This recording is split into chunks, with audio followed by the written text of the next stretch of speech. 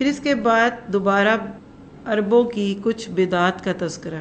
لفظ بدعت ہمارے کلچر میں بھی معروف ہے، یعنی کوئی بھی کام جو نیکی سمجھ کے کیا جائے لیکن اللہ اور اس کے رسول نے اس کا حکم نہ دیا ہو. عرب لوگ خود کو حضرت ابراہیم کے فالوورز مانتے تھے، حضرت اسماعیل کی نسل میں سے تھے، لیکن انہوں نے کچھ ایسے کام کرا لیے ہوئے تھے کہ جو سوسائٹی کے نارمز بن چکے تھے، بڑے مشہور ہو چکے تھے. ان کا ذکر 103 سے 104 میں ہے. ما جعل اللہ من بحیرۃ، یہ جو لفظ ہے نا بحیرہ، پھر آگے صاحبہ آپ کو دکھ رہا ہے، پھر وسیلہ، پھر حام، یہ جانور تھے مختلف قسم کے. مثلا حام وہ اونٹ ہوتا تھا کہ جس سے 10 بچے پیدا ہو چکے تھے، یعنی جس کی جفتی سے 10 بچے پیدا ہو گئے. اب جب ایک اونٹ کے ذریعے سے 10 بچے پیدا ہوتے نا تو کہتے یہ اونٹ تو بڑا بزرگ ہو گیا ہے، یہ تو پہنچا ہوا ہے، اب اگر ہم اس کے اوپر بیٹھیں گے تو اس کی تو بے عزتی ہوگی، اور اگر ہم نے اس کا گوشت کھا لیا تو یہ تو بڑی بے حرمتی ہے. اس لیے کیا کرتے اس کو چھوڑ دیتے اپنے بتوں کے نام پہ، کسی جگہ کسی درگاہ پہ چھوڑ آتے، کسی مزار پہ چھوڑ آتے. اللہ نے کہا ایسا کوئی حکم ہی نہیں. اسی طرح بحیرہ، صاحبہ، سانڈ اور وسیلہ کچھ اسی قسم کے جانوروں کے باتیں تھی. اللہ تعالیٰ کہتے ہیں یہ کون ہے؟ یفترون علی اللہ الکذب، یہ اللہ کے نام پہ جھوٹ بولتے ہیں. اور اصل وجہ کہ اکثرہم لا یعقلون، ان میں سے اکثر کو عقل نہیں ہے. اور جب کبھی پوچھا جائے ایسا کیوں کرتے ہو تو کیا کہتے تھے؟ وجدنا علیہ آباءنا، ہم نے تو بھی اپنے باپ دادا کو ایسے ہی کرتا دیکھا. اللہ تعالیٰ کہتے ہیں اولو کان آباؤہم لا یعلمون شیئا، اچھا اگرچہ تمہارے ماں باپ اور جو باپ دادا تھے ان کے علم نہیں تھا، وہ کچھ جانتے نہیں تھے، ولا یہتدون، اور ہدایت پہ نہیں تھے، تو کیا تم وہی کام کرو گے پھر؟ آج ہمارے معاشرے میں کیا یہ چیز ہے؟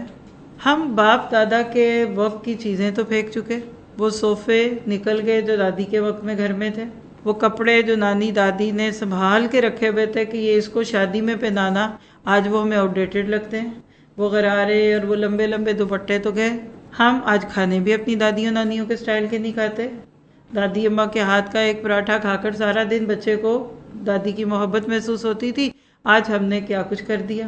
لیکن جہاں دین کی بات آتی ہے پھر ہم کیا کرتے ہیں؟ نہیں یہ رسم میں چھوڑ نہیں سکتی کیونکہ میری ساس یہی کرتی تھی، میری دادی، میری نانی اور کچھ. تو شیطان نے یہ جو دھوکہ دیا نا، اللہ تعالیٰ نے ادھر اسی بات کو کہہ دیا کہ کیا تم باپ دادا کو، وہ بیچارے تو معصومیت میں کچھ کر گئے، بول پن تھا، اور آپ جانتے ہیں کہ اب دن بدن دین عام ہو رہا ہے، پڑھنے پڑھانے کا رواج ہو رہا ہے، شعور بڑھ رہا ہے. آج آپ کا 8-10 سال کا بچہ آپ کے اس ایج کے، جب آپ 8-10 سال کے تھے، اس سے بہت مختلف ہے. آج میچورٹی ہے، آج علم ریویل ہو رہا ہے. کچھ نہ کچھ جب دور ایسا آتا ہے کہ جب علم کا دور آتا ہے تو ذہنوں پہ جو دھند ہے وہ چھٹ جاتی ہے. لیکن آج ہم اپنے لیے عمل کے نقطہ ادھر یہ لے لیتے ہیں کہ ہم ذرا دیکھیں تو صحیح. آج کے بعد ایک اصول بنائیں، رمضان ہے، پھر شوال، اور اسی طرح آپ دیکھتے ہیں محرم کے مہینے آتے ہیں، ذی القعدہ آتا ہے، ربیع الاول آتا ہے، رجب آتا ہے. آپ کسی بھی مہینے میں نیکی سمجھ کے جو بھی کام کرتی ہیں آج تک، ذرا سجا کا اس کے قرآن اور سنت سے سورس ڈھونڈ لیجئے، ریفرنس ڈھونڈ لیجئے. اگر صحابہ یا اللہ کے نبی نے یہ کیا، بسم اللہ. اور اس میں ہمارے مرنے جینے کی رسمیں بھی ہیں. ایک شادی جا کر دیکھ لیجئے کہ وہاں کیسے تھی اور آج کہاں ہے، تو انشاءاللہ ہمارے لیے بہت ساری چیزیں ایسی ہوں گی جو ذہنوں کو اور دل کو کھول دیں گی. اسی لیے بعض دفعہ لوگ کہتے کہ نہیں نا میں نہیں کر سکتی، وہ میرے شوہر ہیں نا، پھر وہ برا مناتے ہیں، وہ میری بیوی مجھ سے روٹھ جائے گی، میری ساس ناراض ہوں گی. تو آیت 105 میں اللہ نے اس کا جواب دیا. ٹاپک لکھ لیں، کسی کی گمراہی ہماری بے عملی کا جواز نہیں بن سکتی. اور حضرت ابو بکر کو بھی یہ آیت بڑی پسند تھی اور مجھے بھی یہ بڑی پسند ہے، کیونکہ میں جب بھی لوگوں کے بیچ میں نکلتی ہوں، اکثر خواتین اپنے شوہروں کا نام لے کے غلط کام کرنا چاہتی ہیں. وہ پلکنگ کرنی ہے، میاں کو پسند ہے. بھئی آپ کے ہسبینڈ آپ کے ایک ایک بال گنتے، مردوں کو کہاں ان چیزوں کی پرواہ ہوتی ہے؟ اور کس کو پتہ ہے پلکنگ کی جاتی ہے کہ نہیں، کس کو پتہ ہے کہ میک اپ کے آج کل کیا طریقے ہیں اور سکن کیئر کے کیا ہے. لیکن اصل بات یہ ہے نا کہ جس چیز میں ہمارا دل کر رہا ہوتا ہے نا، تو ہم کسی کے کندھے پہ اس کا سرا رکھ دیتے ہیں. تو فرمایا یا ایھا الذین آمنوا علیکم انفسکم لا یضرکم من ضل اذا اہتدیتم، تمہیں ہدایت سے بھٹکا ہوا شخص بالکل نقصان نہیں پہنچائے گا، شرط ایک ہے جب تم ہدایت پہ ہو. اور کیسے ہدایت پہ رہو؟ یاد رکھو کہ اللہ مرجعکم جمیعا، میں نے شوہر کو نہیں جواب دینا، میں نے اللہ کے سامنے پیش ہونا ہے۔ فینبئکم بما کنتم تعملون، پھر وہ تم کو خبر دے گا جو تم عمل کرتے تھے۔ عام طور پہ دیکھا ہے بڑی شریف صاف ستھری بھولی بھالی بچیاں، ماں باپ نے بڑی پروٹیکشن کے ساتھ ان کو پالا ہوتا ہے، شادی کے فوراً بعد بدلنے لگتی ہیں، لباس بدل جاتا ہے، حجاب اترنے لگتا ہے، ابائے سے نکل آئی، نقاب سے نکل آئی، کیا ہے جی ہمارے تو سسرال کا ماحول ایسا ہے۔ پر دیکھیں نا، پھر ان کو تو خوش رکھنا ہے تو یہ آیت کبھی نہ بھولیے، کسی کے مجبور کرنے پہ اگر آپ نے کوئی غلط کام کر لیا تو وہ آپ کی ذمہ داری سے نہیں نکلا۔ اس لیے جب آپ اللہ کے سامنے پیش ہونے کو سمجھیں گے تو آپ کو ان باتوں کا جواب ملے گا۔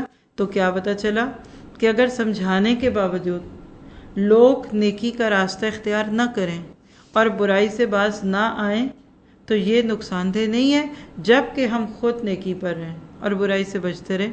اللہ کے نبی نے فرمایا کہ بنی اسرائیل کے علماء میں جو سب سے پہلی خرابی آئی تھی وہ کیا تھی کہ وہ لوگوں کو برائیوں پہ روکتے، لیکن جب لوگ ان کے کہنے پہ نہ رکتے تو اگلے دن یہ خود ان کے ساتھ مل جاتے، ان کے ہم پیالہ اور ہم نوالا بنتے۔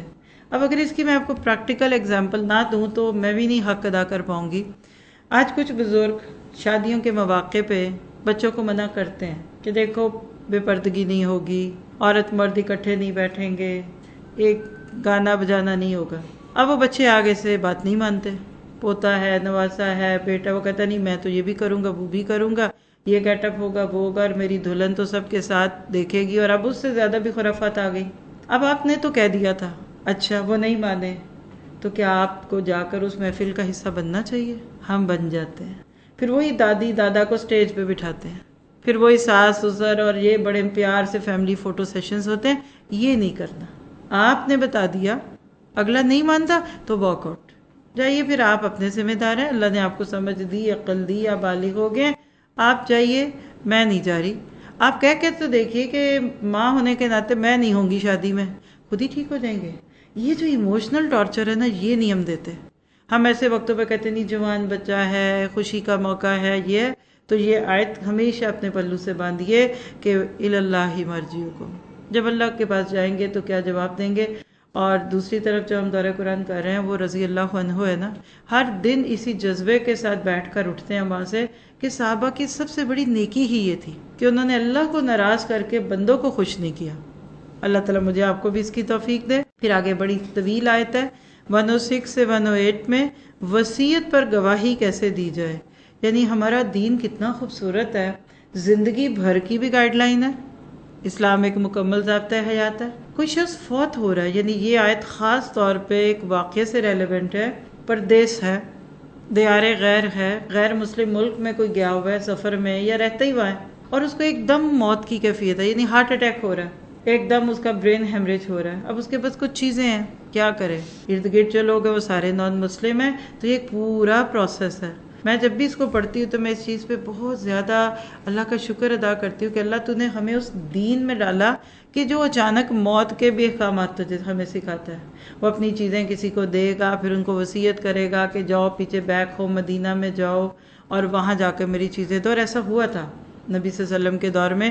اور جو لوگ چیزیں لے کر گئے تھے نا، تو انہوں نے اس میں سے ایک پیالہ چوری کر دیا، اور اس شخص نے عقل مندی کیا کی تھی کہ اس نے لسٹ بنا کے سامان کی رکھی ہوئی تھی، جب لسٹ چیک کی اس میں سے ایک چیز کم تھی، پھر اس پہ جا کر مسجد میں قسمیں دلائی گئیں۔ یہ سارا ایک واقعہ ہے، اور آپ نوٹ کریں گے مجھے اس آیت 108 کو دیکھ کر ہمیشہ آیت دین یاد آتی ہے، آپ کو بھی یاد ہوگی، تیسرے پارے میں ہم نے سورۃ بقرہ کے تکمیل سے پہلے وہ آیت پڑھی۔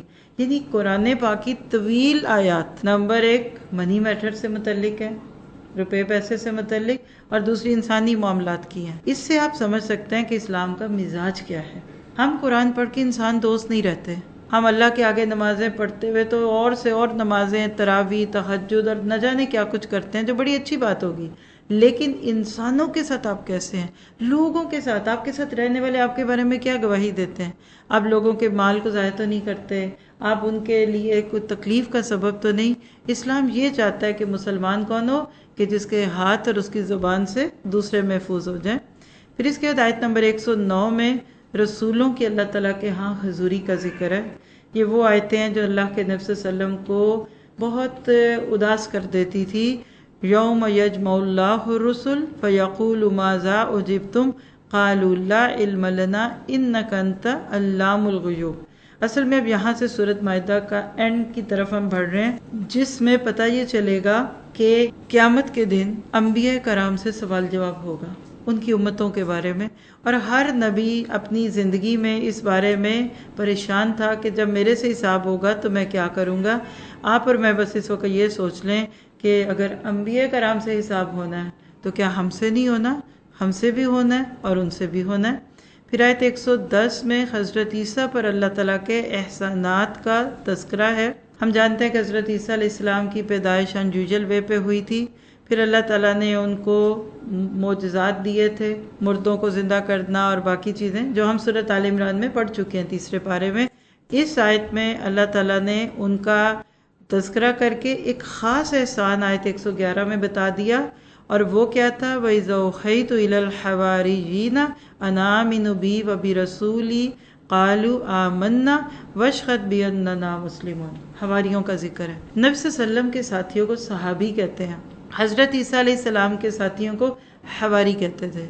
حور سے حور کا لفظ میں لے سفید دل والے لوگ، کچھ کہتے یہ دھوبی تھے، کچھ کہتے صاف دل کے لوگ تھے. لیکن اگر آپ صرف اپنے انٹرسٹ کی خاطر آیت 111 کے آخری لفظ کو دیکھیے، یہاں ایک بہت بڑی بات جو میں نے کل کے بارے میں بھی کہی تھی. حضرت عیسیٰ کے سامنے جو آپ کے حواری موجود تھے، انہوں نے اپنے بارے میں کیا کہا؟ بِأَنَّنَا مُسْلِمُونَ. یہ تو نہیں کہا کہ بِأَنَّنَا نصارا، کرسچین، عیسائی. تو کیا پتہ چلا کہ نبی کے دور کے جو لوگ تھے وہ خود کو مسلمان کہتے تھے. جیسے ابو بکر صدیق سے لے کے حضرت انس رضی اللہ عنہ تک جو آخری صحابی تھے جن پہ دور صحابیت پورا ہوا، سب نے اپنے آپ کو زندگی بھر میں مسلم کہا. آج ہم مسلم کے ساتھ کچھ اور لفظ کہتے ہیں. آج کے لوگ حضرت عیسیٰ کو ماننے والے خود کو مسلمان تو نہیں کہتے، وہ تو عیسائی، کرسچین، نصارہ کہتے ہیں. تو یہ فرقہ واریت کے نام ہے.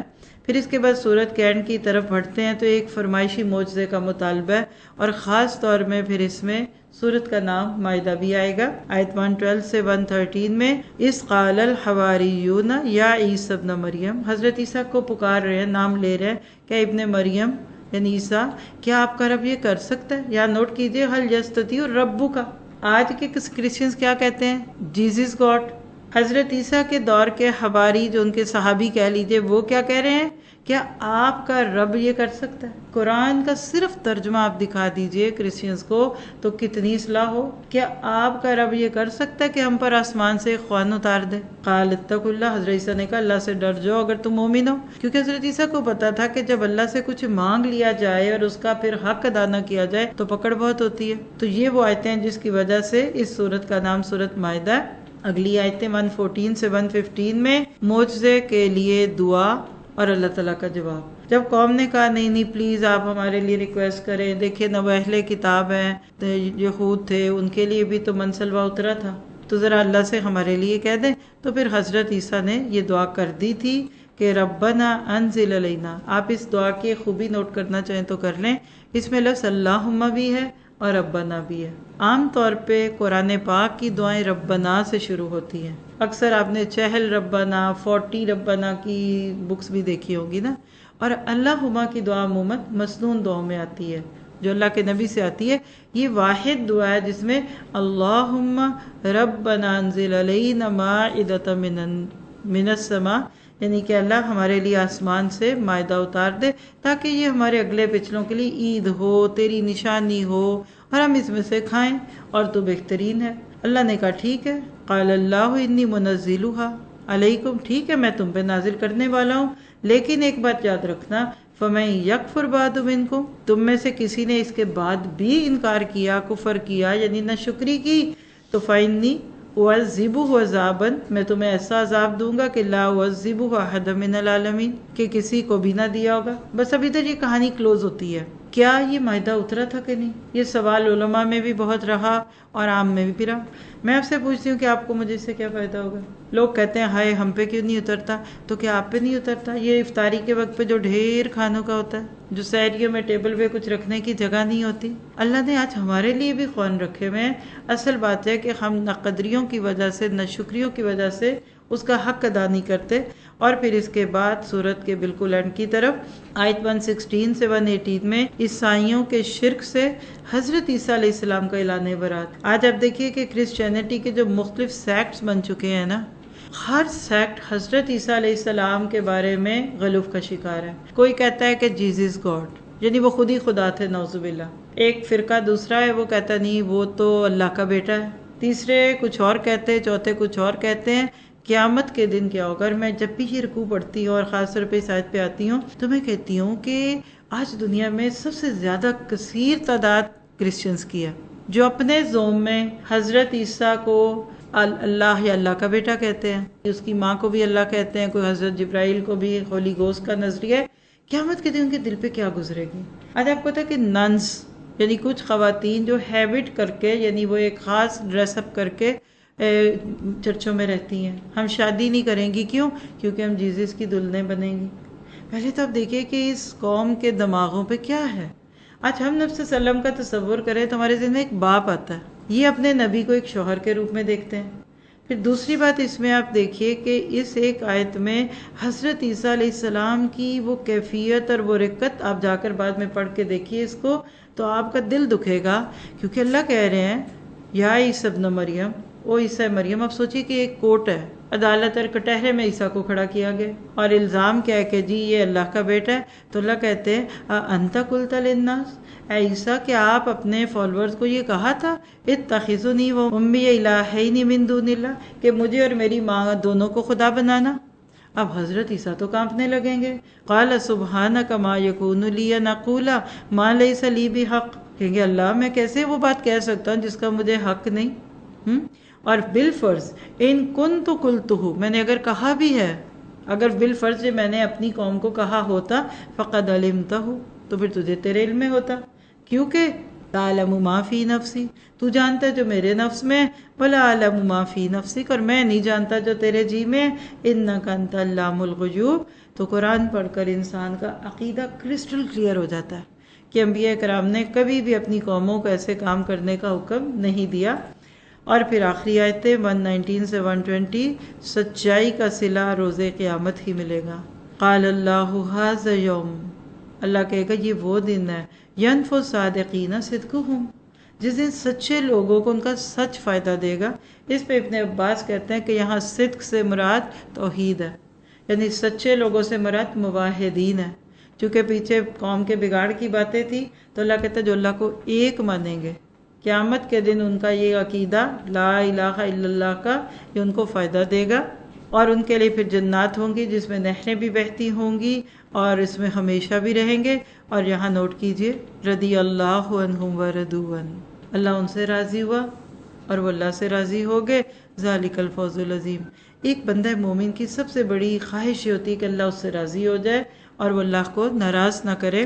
تو آپ دیکھ رہے ہیں کہ کتنے خوبصورت ٹاپک پہ سورۃ مائدہ پوری ہوتی ہے. اور اس سے آپ کے میرے لیے بھی عمل کی بات ہے کہ اپنی زندگیاں سچ پہ لگائیے. اور سچ کیا ہے؟ Simple, clean, clear. اللہ کو اس کا حق دیجئے، بندوں کو اس کا حق دیجئے. بے جا تکلفات میں پڑھ کر جھوٹی سچی کہانیاں سنا کر زندگی کو ضائع نہ کیجئے. اس کے بعد اگلی سورت جو بہت ہی خوبصورت ہے، سورۃ الانعام شروع ہوتی ہے اور اس میں 110 آیات ہم اس بارے میں اس کی پڑھیں گے. ٹاپک کیا ہے اس کا؟ صفات باری تعالیٰ، توحید، رسالت اور ایمان بالآخرہ. آپ ابھی تک مستقل مدنی صورتیں پڑھ رہے تھے، سورۃ بقرہ سے آنورڈ مائدہ تک یہ بڑی بوجھل صورتیں احکامات سے لبریز تھیں. اب آپ کو فیل ہوگا، یعنی سورۃ الانعام اور اس سے اگلی بھی سورۃ الاعراف یہ دونوں مکی صورتیں ہیں، اور مکی صورتیں مدنی صورتوں کی نسبت بہت لائٹ اور ڈیلیکیٹڈ سی ہیں. اس کو پڑھنے کے دوران بس دل کو سامنے رکھیے، دماغ پہ زور ڈالنے کی ضرورت نہیں ہوتی. اس میں احکامات بھی نہیں ہوتے موسٹلی، ہاں عقیدہ بہت ہے. تو صفات باری تعالیٰ کا ذکر پہلی 3 آیات میں ہے. یہاں ایک اور بڑا خوبصورت نقطہ آپ ضرور نوٹ کیجئے گا، الحمدللہ الذی. سورۃ فاتحہ الحمدللہ سے شروع ہوئی تھی نا، یہاں تقریباً 7.5 پارے ہو گئے، دوبارہ الحمد سے سورت شروع ہو رہی ہے. آگے چلیے 15واں پارہ. کون سی سورت؟ سورہ کہف. ہر جمعے کو پڑھتے ہیں، کیسے شروع ہوتی ہے؟ الحمدللہ الذی انزل علی عبدہ الکتاب. قرآن کا یہ اعجاز ہے، ہر 17.5 پاروں کے بعد، یعنی پورا، پھر نصف، پھر نصف کا نصف، پھر ادھر کے نصف کا نصف، اور اینڈ تک الحمد سے شروع ہوتی ہیں صورتیں. یعنی 4 صورتیں قرآن میں ایسی ہیں جو الحمد سے شروع ہوتی ہیں.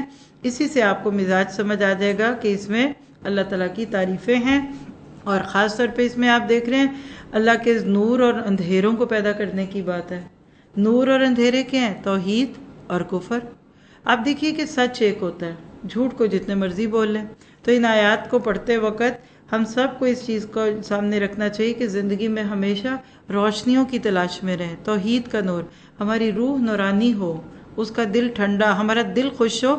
جسم تو ایک بت ہے جس کو ہم پوجتے ہیں، یعنی مادی چیزوں سے زیادہ روحانی چیزوں پہ چلیے. جسم کے تقاضوں سے زیادہ روح کے تقاضوں پہ نظر رکھنی ہے. پھر آیت نمبر 4 سے 6 میں مشرکین مکہ کو عذاب کی وعید ہے کہ یہ تم اس طرح کی جو باتیں کر رہے ہو کہ ہم پہ یہ نشانی آ جائے، وہ ہو جائے، ایسا ہو جائے، وہ ہو جائے. تو یہ اصل میں اس بات کی خبر ہے کہ تمہارے دل میں طلب نہیں ہے ہدایت کی.